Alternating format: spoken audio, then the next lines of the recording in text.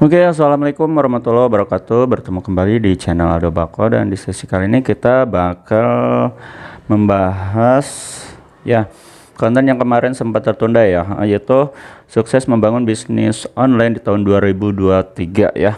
Kemarin kita pernah ngebahas tentang harus menguasai produk yang akan dijual. Nah, kemarin kita udah bahas dan sekarang kita masuk ke sesi selanjutnya, yaitu kita harus mensurvei target marketnya.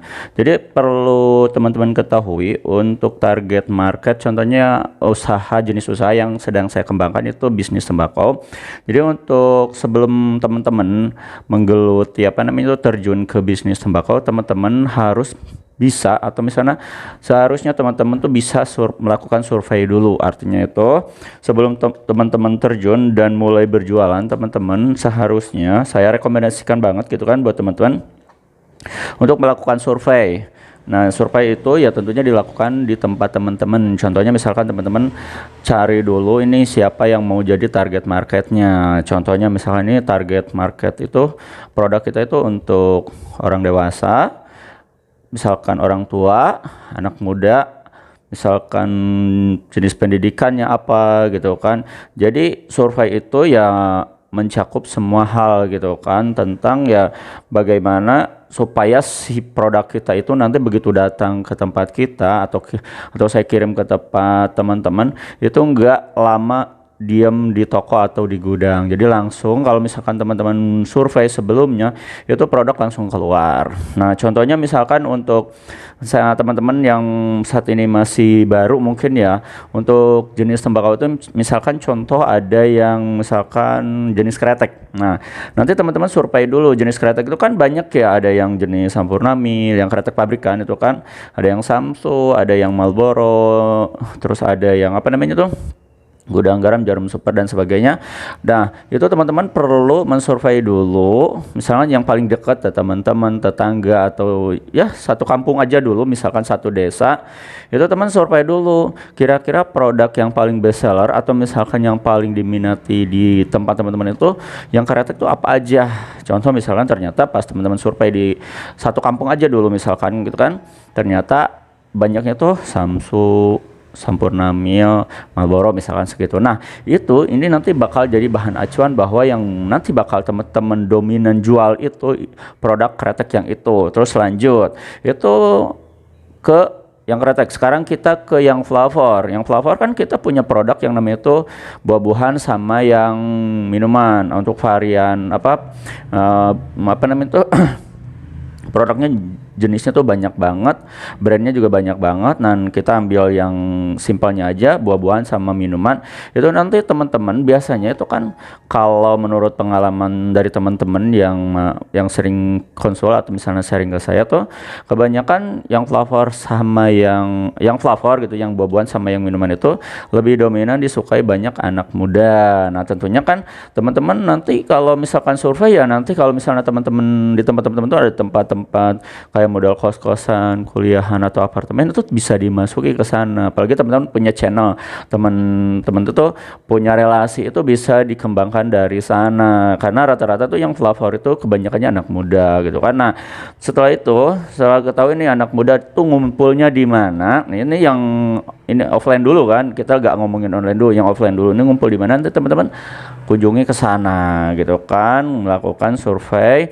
Terus teman-teman nanti langsung aja melakukan lobby ya, teman-teman mempromosikan buat teman-teman itu nanti mau jual produk-produk ini. Nah, nanti lihat di antara mereka itu yang paling dominan itu mereka suka dengan varian rasa apa aja. Contoh misalnya buah-buahan itu kayak model banana, apel atau sebagainya juga, atau misalkan dari jenis minuman ada cappuccino, black coffee, atau misalkan dari jenis-jenis minuman ini kan ada whisky atau vodka dan sebagainya. Itu teman-teman nanti ditulis, nanti teman-teman dari sana bisa ketahuan bahwa ternyata untuk produk tembakau di tempat teman-teman itu yang paling laris, yang paling mau diminati nanti ini. Nah, setelah itu nanti kan teman-teman udah ngelobi nih, udah di lobby.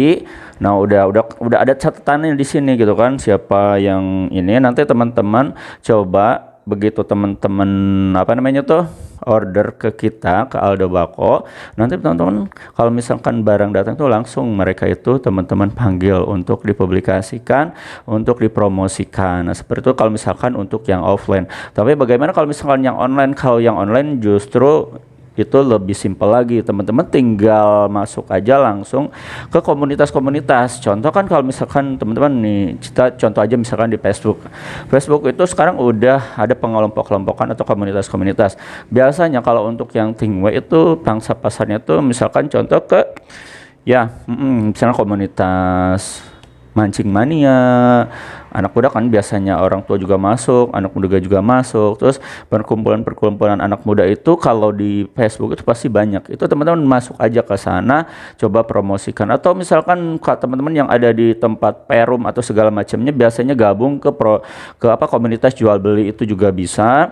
Atau teman-teman untuk WA-nya, kontak WA-nya coba di-upgrade lagi kontaknya biar lebih bisa masuk sampai di atas 500 kontak.